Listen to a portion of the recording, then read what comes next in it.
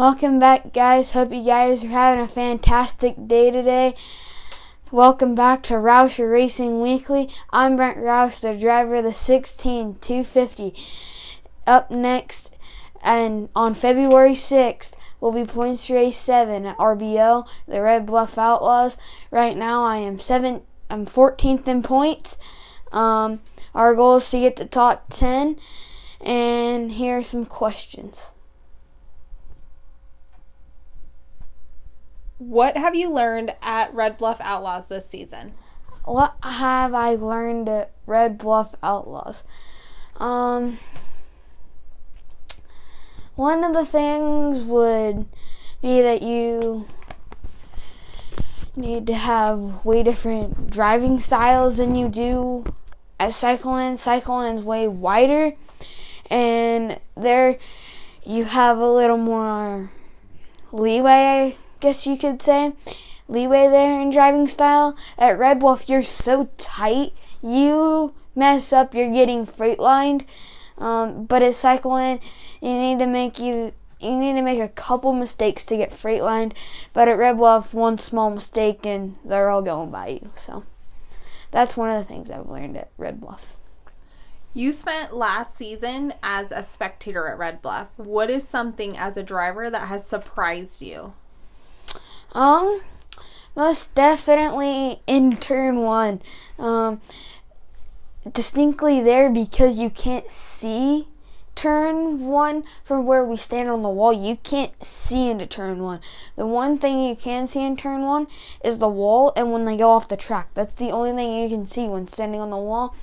But 3 and 4 is a lot different. So, yeah, that's one of the things that has surprised me about Red Bluff. Is how, and the track's way different down in 3 and 4. Down in 1 and 2, that part of the track slicks off way quicker than 3 and 4 does. Can you describe what the moment the green flag waves is like for you? The moment that the green flag drops, it gets quiet. It's quiet until we're down the backstretch. And then once we get down the backstretch, it's a lot easier for the rest of the race because you know you made it through turn 1. Turn 1 for me is the most nerve-wracking part of the race because you're hoping the person in front of you does not crash. And another most nerve-wracking part is coming to the green out of turn 4, because if they stall, you're getting wrecked, you're getting charged with a caution, you're getting a black flag warning for it to show, or if it's in a heat race, you're getting kicked off the track because it's a one-spin rule. How do you handle criticism? Beneath my group, I think I take it pretty constructively and I consider it. But if somebody walked up and said you sucked in that race, haters can hate and you just move on. So they motivate you? Yeah. Inside your circle is what? Inside my circle, criticism inside my circle, I think really well. I've taken it a lot better this year than I have in most years. So yeah. What is a message you would give a driver that is just starting their racing career? A message I would give a driver that is just starting their racing career: have fun, go fast, learn a lot, and don't be scared of turn 1, because I've been scared of turn 1 a couple of times. So if you're not scared of turn 1, the rest of the track is a lot easier to conquer. Race number 1, where the winner will receive a $50 gift card. QRC is the leading manufacturer of outlaw carts in the world and have been in business since 1985. Located a half-mile away from the Tehama District Fairgrounds in Red Bluff, California, where it all began 35 years ago. Call QRC at 530-527-9199 or visit QRCcarts.com for more information.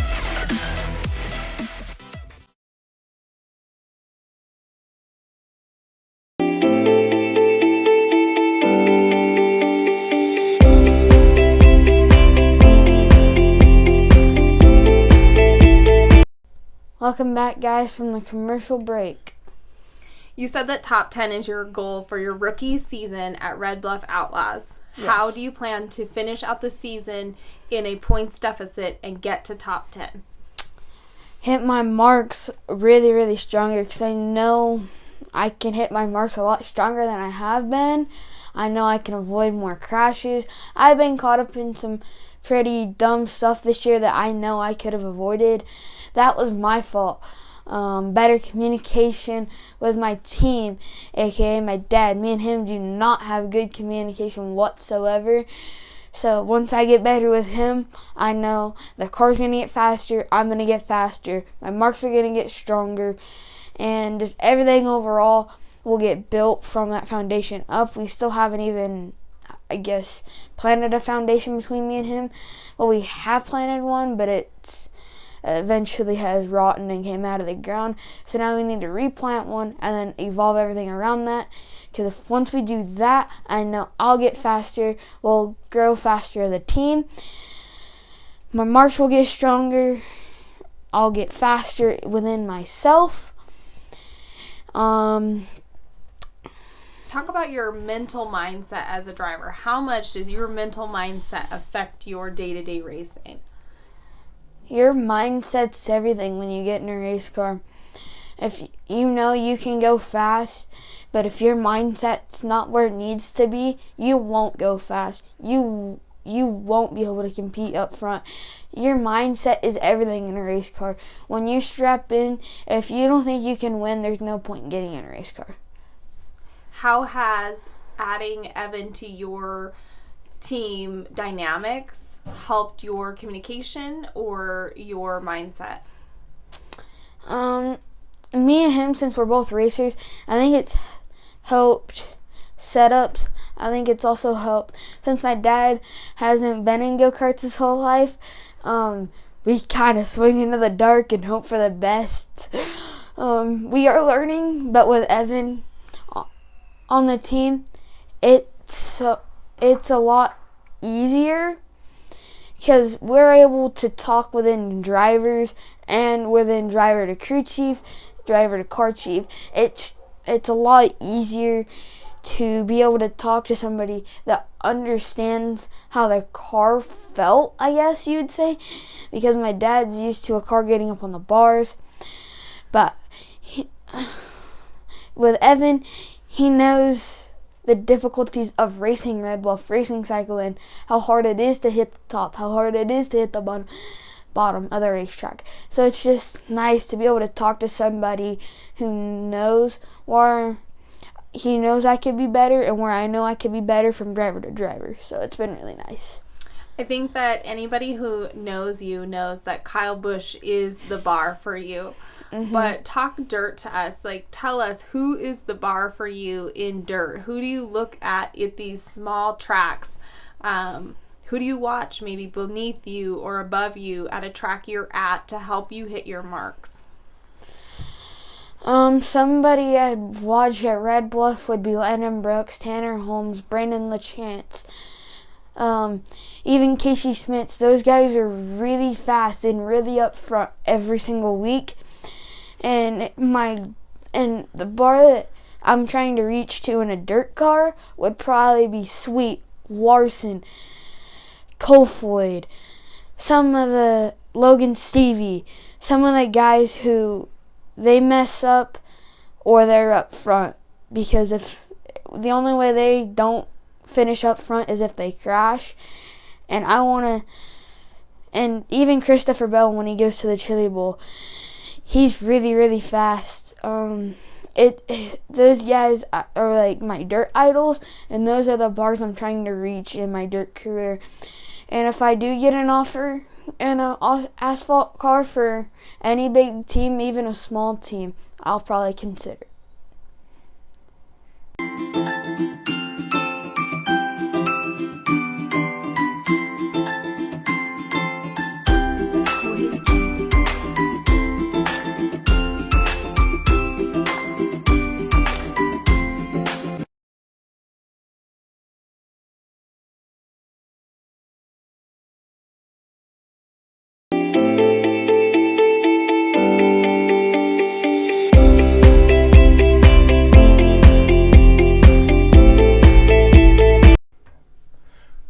I'm Derek Rauscher. Welcome back to Rauscher Racing Weekly. I'm Evan Rauscher, driver of the 07.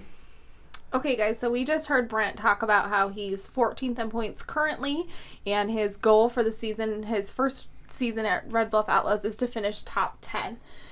How has the first 6 races been from a car chief and crew chief? For the first 6 races, it's been pretty decent for our first full season there, especially with Brent not being used to the tight racing with that many cars.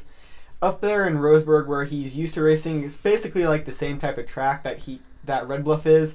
Besides Red Bluff, this gets a lot more cars, and there's a lot more tight racing, a lot more contact. So, in the first 6 races, trying to get him to be more aggressive has kind of been up and down roller coaster. Sometimes he's good on being aggressive, other times he could have been more aggressive. But besides that, I feel like the season's gone pretty good. Yeah, I feel this season's gone very, very well for being the first time there. And like you said, getting him to be aggressive at the right time, we haven't quite figured balance out. So hopefully we can figure the balance out for the last 6 races to be aggressive when he needs to be and know how far to push it. Evan, this is your first time really consistently car chiefing. Brent Rauscher Motorsports has brought you with us in multiple different aspects, but this is the first consistent time you have worked side by side with Brent. Is there anything from car chiefing that you can take away into your own racing? Yeah, there's actually a couple things, like knowing how quick the track will dry off depending on how many cars are on the track, kind of stuff like that, and just knowing of what tire compound to run. And you can kind of experiment with Brent because it's kind of a learning curve for all of us because we're not all used to do it. So kind of try things here and there, and if it works, I could take them on for myself. Make him the guinea pig. Yes. Derek, what are you focusing on for the end of the season? To be able to hype the driver up, get him more confident in himself, that he can go out and perform at a high level and do his job and do it very well. Sometimes he gets very down, and it's very hard to really figure out how to get him hyped up to be ready to go have a good night of racing. Do either of you have goals or expectations going into the end of the season? Anything that you're changing, focusing on, working on? Just really the car setup to make sure it's what he needs to be able to go do his job. I have high hopes that he can make the top 10 in points. I would like to be able to have him at least have a podium in an A main. Top 3 would be great. Yeah, and I would just like to work on qualifying because I feel like we're pretty strong on the heat race and the main event, but that sets us back pretty far in qualifying when I don't really get the setup down, and driver sometimes makes a little bit of mistake on one lap. But besides that, I think we're pretty strong around, and yeah, I just hope that we can get a podium finish too. Yeah, qualifying's been the downfall of us for the first 6 races. But even at Cycleland in the summer, he's not a great qualifier. We just got to be able to get him to be able to qualify. Evan, how would you say, you have grown up side by side racing with Brent. Has that changed your relationship at all, or is it business like normal? Yeah, it's changed a little bit. I would say that it made our relationship stronger because we can talk racing on and off the track, and we can kind of give each other feedback of like what we see and stuff. But at the same time, it's also business. So like back when I used to race in the 250 class with him, it was kind of, there's no family or friends on the racetrack. It's just, you got to do what's good for you and not really care for anybody else. Derek, what have you seen in their relationship as they've grown from racing together, sometimes racing opposite? Yeah, with seeing them on track together when Evan was racing a 250, they were like magnets. They found each other everywhere. If Evan was in a wreck, Brent was shortly right there behind him. But I think it's made their bond more strong, even at the racetrack, because they watch each other's back. They have it no matter what, whether Brent's driving, Evan's driving. It could be Evan's fault, and Brent would be ready to go fight somebody saying that it wasn't his fault. So I think it's worked out pretty good for being at the racetrack and being on opposite sides of it, and now that Evan's in a different class that they can really go back and forth on setup. Brent did talk about how it was a pro to have Evan with him this year because he could talk cart to cart. He did explain to our viewers that you're used to a car that gets on the bars, and Evan and him are not. Do you think that has changed the way that you're able to understand his needs as a driver? It does, because I got somebody that I can talk to that has firsthand knowledge of what it's like. Evan's been in a kart since he started racing. I've driven Blake's kart once. So I've driven, bigger cars that have more adjustment and bar angles and all sorts of stuff that you got to keep track of, and you adjust throughout the night. With the kart, you got tire pressure and stagger and spacers, really, and that's about it. So it makes it a little more difficult to adjust than a bigger car. Evan, over this last year, we've really seen kart racing kind of explode and just kind of go all over our nation in different directions. Is there a particular race or a place that is like on your bucket list? That's where I want to go. Yeah, so there's a track down in North Carolina that races karts and micros. And they have a race called the KKN Give Back and also the Speed 51 Challenge. And I would really like to go down there and make it, because a lot of people that make it to the USAC midgets and non-wings and stuff, most of them go down there and run those big name races. So I think it would just be cool to go down there and try to do my best. Same question, Derek. Is there a race that you would like to travel to, see the boys race at, maybe participate in, or just go see? It would be fun to be able to take the karts, the boys, whoever wanted to run, to be able to go to Millbridge and see where they stack up against the guys back east. That's the track that everybody goes to back there. And we've seen some Red Bluff drivers go back there and do very well. Yeah, there's been some that have gone back. One of them actually won the KKM Give Back Classic and had a midget ride for a whole year. There's some guys go back there and you think they're going to do really well, and they don't stack up the way they would hope to the normal people that run there week in and week out. So it's a big elevation change, time change, atmosphere for what we're used to. So we're kind of used to two tracks on the West Coast, Red Bluff and Cycleland. That is where the bar is. But is there a track that if you had an open weekend, you would like to just go try out? Brent's raced at Lakeport before. They changed the layout of that place all the time. But there's a track that does one-off races kind of the middle of the year in Bakersfield. It's the Bakersfield, I think they call it the Speed Kart Challenge or something like that. I'm not exactly sure what the name of that race is, but just go try different tracks and just kind of try to have fun instead of having the mindset of points matter every week. Evan, is there a particular driver who sets the bar for you, that you watch, that you study? Yeah, so anytime Kyle Larson is in Outlaw Kart, I like to watch how he drives or how Landon Brooks drives, because they're two of the best kart drivers on the West Coast and even probably in the nation. So I just try to take as much as from those two and try to put it into mine and see where it goes. How much do you think, so this is not a sport where you have practice 3 days a week and you're training for, so how much do you think that changes your athletic ability to, say, a basketball player?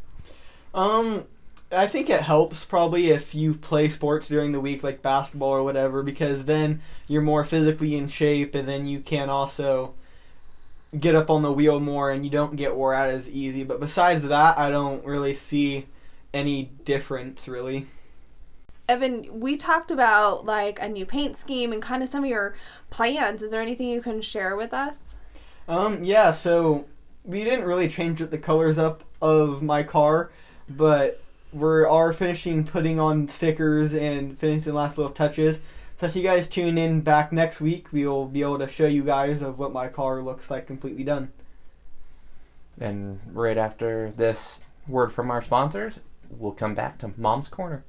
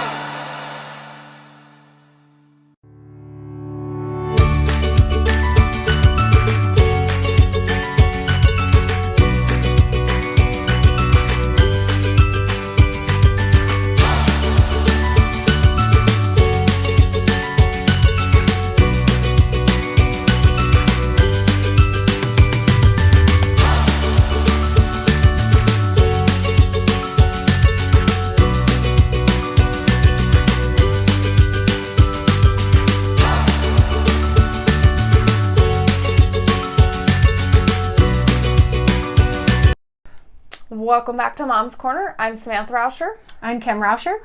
And this week on some social media, on our social media, we gave away a tumbler, which was kind of fun to do. We like to do some giveaways and kind of shout out to the sponsors sometimes. Actually, this one, Kim Custom Tumblers and Designs made for us. Brent would like to do that kind of throughout the season. So that was kind of neat to do and to have to give out. Brent thinks he needs one of every size and shape, so I order them and then we give them out. So that's why he keeps wanting more. You keep giving them out. They are an addiction, you know. A little bit. You can have every color. So. This week we kind of talked to Brent about what his first year at Red Bluff was. So I thought I would touch on, from my perspective, what my first year or season at Red Bluff is. Red Bluff is that track that really tied my knots, like gave me an upset stomach. Like Red Bluff's not my track. It's just the carnage that sometimes comes out of Red Bluff. And I think in past years, the drivers' attitudes that they've allowed has been a little over the top. They seem to have checked it this year a little bit. It looks like they're reining that in a little bit, which they need to do. Yeah, so that has been helpful, but it's still a very heavy contact racetrack in comparison to maybe Cycleland or some of those other ones. Yeah, some of the other ones have been to, like Lakeport and stuff. Yeah. So that's a little rough, as a mom. It's just hard to see your kid get banged on or whatever, and you think they have great safety equipment. They do, but it's still rough as a mom to see sometimes. We're very passionate about what we do, so when our kid's out there and we're kind of far away, we might not see the entire thing. I even know for myself that when we were at the Burris Showdown, like I would see Blake. I saw him. I was like, oh, he got hit. That guy hit him. And Blake's like, no, Mom, I actually hit him. I was like, oh, okay, yeah. It's just Mom. It's not our kid. It's someone else's. Mm-hmm. We do know that it's not always our kid is perfect. I'm just saying, it's just from a mom's mentality sometimes. And I think even from being an aunt on that side, it is hard to see someone you love just fly through the air or have that high contact. But it's also very rewarding when they do well or when they come off the track happy. Yeah, it is. It's Red Bluff is a demon. I can't breathe still to this day when I'm at that track. And you guys have been doing it, 6 years, 7 years? Yeah, this is, I think, our 4th or 5th year that we've gone there, just throughout the year period. We haven't run a season there, but that is the one track that as soon as I walk in that building and I know my kid's out next, that I cannot breathe. I cannot catch my breath. And we stand right there on the wall and watch. But I've sat up in the stands and filmed Blake wreck roll at that track. So it is a rough track. It is, and it's very, racing and incidents happen very fast, but at Red Bluff it almost seems faster than normal. Like if something happens, if an incident happens, your car is just toting along, making the corner, and next thing you know they're not. And so it's just, that is the animal that Red Bluff is. It's quick, it's bumping and grinding, and it'll swallow a whole field. An accident will collect everyone, and it's because it is a bull ring. It is so small and there isn't a lot of reaction time, but we have seen in every class it collect all of the carts, minus a couple. It's and it does happen really fast. I think for me, something I've had to learn is just to breathe through it and to get through it, because that turn 1, until they make it back around, it's a hard first breath to take. Always that first lap. I feel like if they get through the first lap, then we're much better. Yeah, a little bit until the caution happens, and the caution's going to happen. Yes, there is no green to checkered at Red Bluff. It just doesn't happen. The wall miraculously jumps out, or a driver bumps you. It just is kind of what it is, I think. Yeah, or they have the bumper things on the inside. I think the kids hit the discs, and then that shoots them, and it is a demon. That is a demon track. We've struggled there a lot, but then again, we don't race. We have not raced a full season there. I think our best outcome was the Burris Showdown. Both boys did very well on those races. That was our best that we've ever had there. I think that was coming off a full season at Cycle Land. I mean, they were still physically, mentally ready to be in their car too, which I think makes a difference. It does. It's that you keep racing, it keeps coming to you. So we'll probably see that. We've been out of the karts for a couple of months, so when we go back here in February, I'm sure that it's not going to come as easily. They got to retrain their reactions and their brains to the racing. We talked to all the drivers tonight. You guys saw about mental fitness and what it means to get in your car, and I think that Derek touched on, and so did Evan a little bit, if they're not happy and geared and ready, if they're kind of down, it sets the tone to their whole night. So as moms, it really starts like early on in the week, where you at, what's your goal for this week, and kind of talking them through it and helping them get ready to strap into their car. Yeah, definitely. If it is a bad morning, it follows you right through. We do try to talk our goals through, and I think it helps, putting in the effort to working on the carts and doing everything that the kids do, changing the oil, cleaning it up. I think all of that helps the kids get ready for that next race. So next up is going to be Red Bluff Points Race 7 on February 6th. You'll get full coverage as normal. Thanks for tuning in, and stay tuned every Wednesday at 10 a.m. to CSTV, Rauscher Racing's Facebook, and Brent Rauscher Motorsports on Facebook.